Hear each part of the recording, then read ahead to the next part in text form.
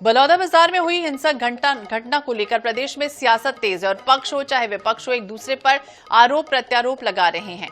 राज्य सरकार ने मामले में एसपी और कलेक्टर को हटा दिया, बड़ा संदेश दे दिया, तो वहीं उपद्रवियों की तलाश और गिरफ्तारी भी तेज कर दी गई है। कांग्रेस पर लगे आरोपों के बाद पूरा मामला सियासी होता दिखा। आइए दिखाते हैं एक और खास रिपोर्ट।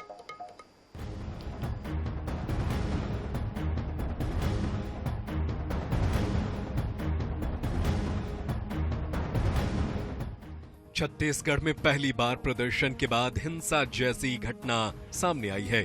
यही वजह है कि राज्य सरकार ने इसे बेहद गंभीरता से लिया है। सरकार ने एक तरफ जहां एसपी और कलेक्टर को हटा दिया है, वहीं 21 सदस्यीय जांच टीम का ऐलान कर उपद्रवियों की धरपकड़ तेज कर दी है। इसके साथ ही जैत खाम को नुकसान पहुंचाने की घटना की न्यायिक जांच की प्रक्रिया भी तेज कर दी है।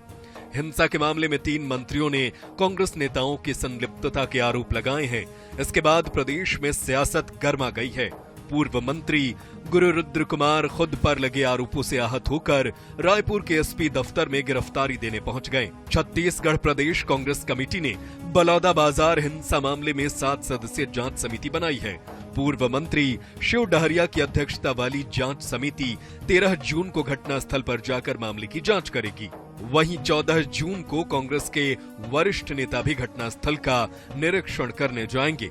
कांग्रेस इस पूरे मामले में जहां सरकार पर कानून व्यवस्था की स्थिति को लेकर हमला बोल रही है, वहीं उप मुख्यमंत्री अरुण साव के पर्दे के पीछे और सामने कांग्रेस नेताओं की संलिप्तता की जानकारी सामने आई है।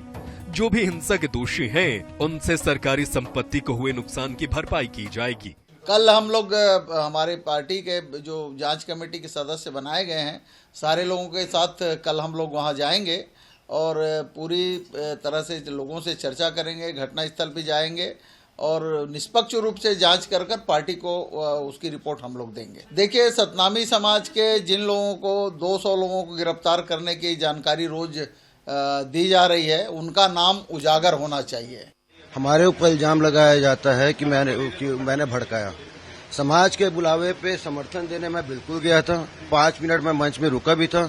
जब मैंने स्पीच तक नहीं दिया, भाषण तक नहीं दिया, तो मैं कैसे भड़का सकता हूँ? और सबसे बड़ी बात, ये फिलहाल तो किसी मंत्री को या मुख्यमंत्री को पद में रहने का अधिकार ही नहीं है। नैतिकता के नाते इनको इस्तीफा दे देना चाहिए।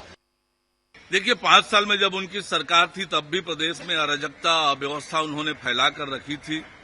सत्ता में जाने के बाद, सत्ता से हटने के बाद उनकी मानसिकता में बदलाव नहीं आया है और जिस प्रकार से कांग्रेस के विधायकों और नेताओं की भूमिका दिखी है, फोटोग्राफ में दिखे हैं, कार्यक्रम में दिखे हैं, तो कहीं न कहीं ये स्पष्ट हो रहा है कि कांग्रेस के नेताओं ने इस घटना को अंजाम देने में कोई पर्दे के पीछे, कोई पर्दे के बाहर रहकर भूमिका निभाई है। निश्चित रूप से घटना की विस्तृत जांच होगी और जो भी दोषी पाए जाएंगे उन पर कड़ी कार्रवाई होगी।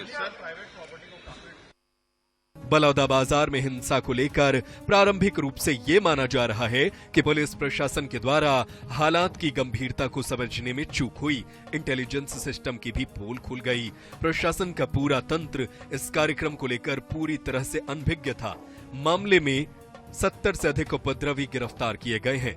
ये उम्मीद की जा सकती है कि जल्द ही दोषी जेल की सलाखों के भीतर होंगे और बलौदाबाजार में जनजीवन सामान्य होगा। रायपुर से गौरव शर्मा की रिपोर्ट।